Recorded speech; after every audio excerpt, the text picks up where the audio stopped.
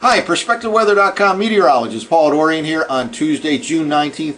Very muggy this morning here in the Mid-Atlantic region. We had some thunderstorm activity in the overnight hours, especially in areas north of the Mason-Dixon line. A cool frontal system is approaching the region from the northwest, moving to the southeast. It'll slow down and then stall out in the Mid-Atlantic region over the next couple of days. It will provide enough of a push to lower humidity levels in New York City and Philadelphia this afternoon, but probably no help today in the DC metro region. In fact, that frontal system will basically stall out right around the DC metro region.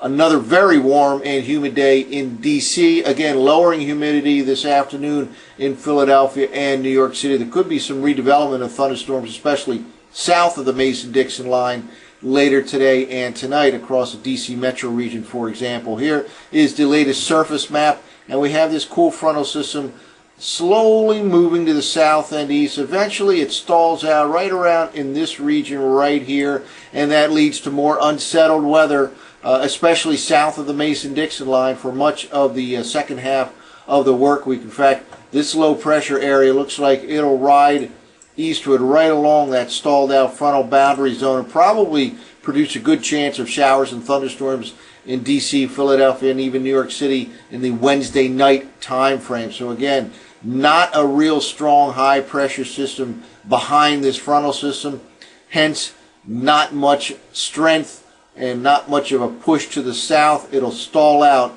in the Mid-Atlantic region over the next couple of days.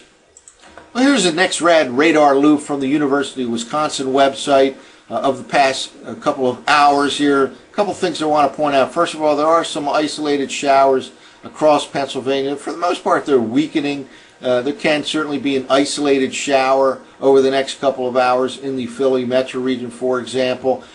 There will be some redevelopment, especially south of the Mason-Dixon line later today, of some thunderstorms. Could even be some strong thunderstorms around D.C. later on this afternoon into the early evening. Notice out here, however, over the upper part of the Midwest, pretty healthy look to the radar echo pattern out here. And indeed, there's a low pressure area that will eventually just ride right along this frontal boundary zone that stalls out in the Mid-Atlantic region. The likely time for this to affect the I-95 corridor, late tomorrow into tomorrow night. That's late Wednesday into Wednesday night. Again, a pretty good shot.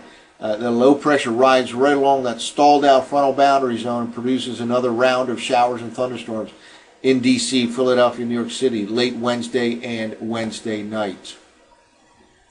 Well, let's take a look at the 6Z GFS model run, and again, unsettled weather pattern over the next several days here in much of the eastern half of the nation. First of all, down in the Gulf of Mexico, we talked about this last week, an area of unsettled weather. Convection in the northwestern Caribbean did indeed just move to the north and west and is producing some heavy rainfall across the southeastern part of Texas, southern part of Louisiana, and that continues this morning. And notice up here from the Midwest, a little low pressure area shown here in the Central Plains, basically a west to east type orientation to the precipitation pattern.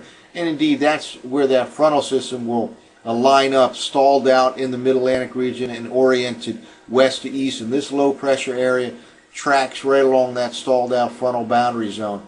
A little bit of a isolated shower threat over the next couple of hours. Let's move ahead now in 6-hour increments. Notice dries out here from Mason-Dixon line to the north, and it looks like humidity levels will become noticeably lower this afternoon in Philadelphia and certainly in New York City. Not so much in DC, however. The front just stalls out in that area. Can be additional showers and thunderstorms that form later today south of the Mason-Dixon line, and again, maybe even a strong thunderstorm or two. High temperatures in D.C. later today, near 90 degrees, upper 80s in Philadelphia, probably the mid-80s in New York City. Let's now move forward here.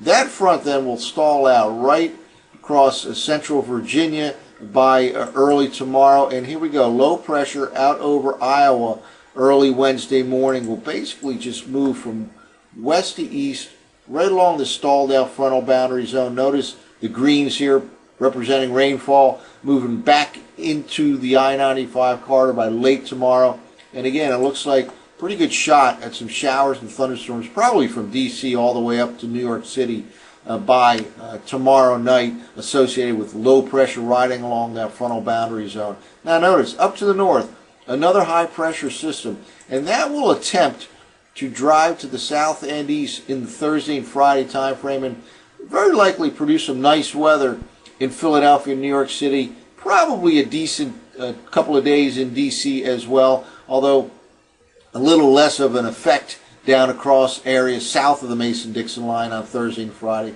Partly sunny probably Thursday and Friday, maybe a few showers in D.C. Pretty nice though, shaping up for Thursday and Friday in Philadelphia and New York City. The problem then is that high pressure area then pushes off the East Coast. Here we go. By Friday afternoon, it's off the New England coastline. That opens the door for more moisture to ride into the I-95 corridor region for the weekend. Here we go by Friday afternoon, low pressure out over the Midwest. Still hanging on with mostly dry conditions here in D.C., Philadelphia, New York City on Friday. But by the time we get to the early part of the weekend, some shower and thunderstorm activity looks like it'll start right back up again, probably in the PM hours in D.C. and Philadelphia, and by nighttime in New York City. Again, a lot of moisture moving right back in. Notice this isobar pattern here. There is that frontal system right in this region right here, just stalled out. Maybe moving north as a warm front during the day on Saturday, enhancing the chance for showers and thunderstorms. And then following that, it looks like Sunday will be quite a warm day, and maybe partly sunny skies on Sunday, and a cool front will start to approach. So certainly cannot rule out another shower or thunderstorm.